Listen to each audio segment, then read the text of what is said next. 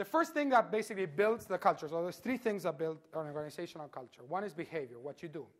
And that has to do with basically, well, I'll describe the first. That has to do basically with how you, as a leader, and the people that work with you, do things. The link between the walk and the talk, what you say and what you do. What is role model? I mean, you say, well, it's really important that people come here on time, and you come late. So, I mean, you come late to the office, and people say, well, that's not true. I mean, they say it's important. It might be important to me, but that's not really what Claudio values, because he doesn't get. I'm sorry, I'm going to use you as a guinea pig, okay? So, what is really role model? I mean, that's really what people see. And then meetings, conferences, and emails. How do you communicate things? How do you run meetings? I mean, if you really care about the client, how many topics that are related to the client's needs do you have in your agendas? You say, well, we're really humble. We really want to focus on learning, and we're really committed to learning. Well, how much time do you spend when you have a failed project to really talk about what can we learn from this past mistake? And how much time do you just go and start saying, oh, let's keep rolling, and come on, we have a lot of fish to fry? I mean, how much do you really focus on learning? How much do you sit down to talk about learning? Well, that is really what people see, and that is really what you value, believe it or not, because that's really what people see you doing. The second aspect that basically builds a culture is symbols.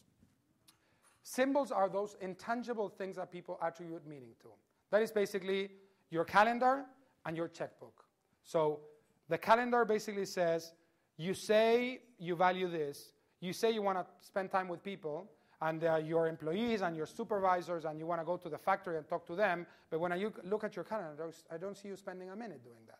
You say you care about clients, but I don't see you talking to any client.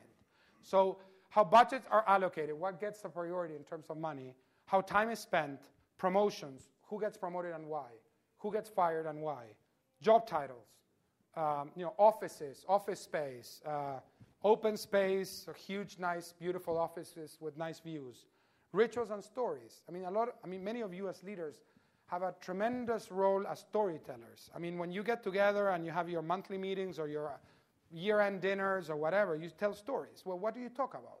Well, that says basically what you really value. If you talk about a fantastic client that got really excited about something, that's one thing. If you talk about this employee that got this amazing opportunity, and let me talk about this, well, that's another thing. So just becoming aware of the stories you tell, that's also a component that basically comprises what we call symbols.